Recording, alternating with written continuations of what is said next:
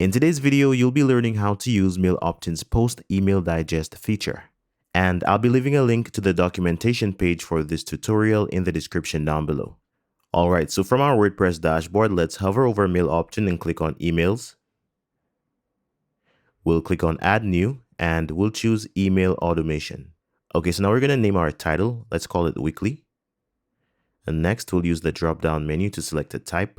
Let's choose Posts Email Digest. Next, we can either select a template or code our own.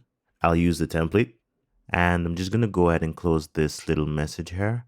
Okay, so if we look on the right-hand side, we'll see a preview of our email digest. Now, we'll go ahead and customize it. Let's start with settings. First, we have the title that we already provided.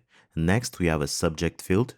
It's basically for the subject of your email. If you want, you can also go ahead and use these placeholders here. For example, I could just go ahead and highlight and copy this and paste it in the subject line in order to display the post title. We can also add preview text using this field, and we can change the maximum number of posts just by dragging this slider. Right now it's set to 1, but if we were to go ahead and change it, we'll see that change in the preview section on the right. Moving on to content type, by default, we're displaying post content, but that could be post excerpt. So right now our content length is 60. However, we can always change this value to one that's less or more. For example, here's 20. So if we look on the right in the preview, we'll only see 20 characters.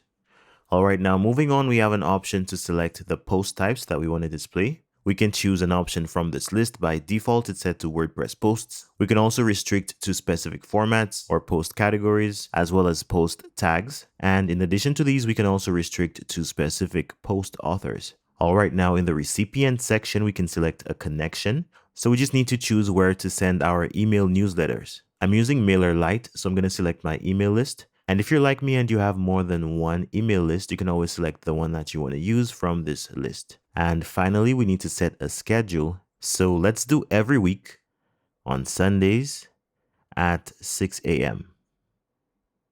Okay, so that's it for settings. Now we can go back to our main menu and move on to body. And there we can only change our background color and add custom CSS. So next we have our header settings. And the first option here lets us remove the header simply by toggling this switch. We can also add a logo and change our header text as well as our web version link label. We can see these up here in the header. And in addition to our general options, we have a tab with styling options. Now let's move on to content, and in our email we have different content areas. There's a before main content area.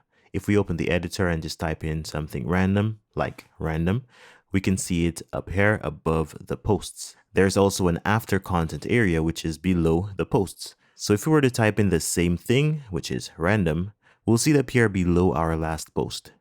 Okay, so I'm just going to go ahead and close this content editor, and let's move on to post metadata.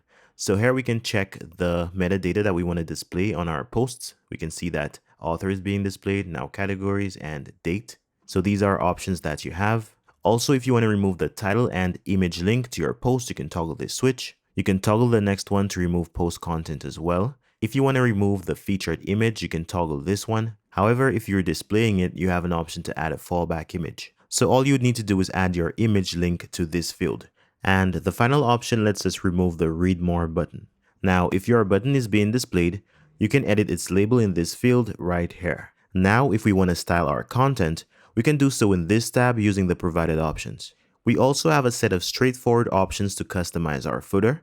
And of course, we can access our styling options using this tab.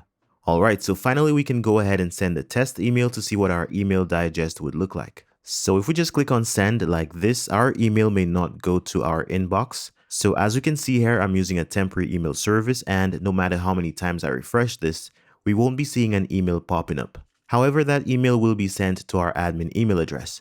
For it to go to your test email, you'll need to actually save your changes first and then click on send. Alright, now let's see what happens if we go back to our temporary email service. It's a bit slow, so after refreshing twice or 3 times, we'll see an email in our inbox with the subject roundup of latest posts. So this looks quite similar to what we saw in our preview. Alright, so once you're happy with your automation, you can use this toggle to turn it on. Okay, so I hope you found this video helpful. Thank you for watching and see you next time.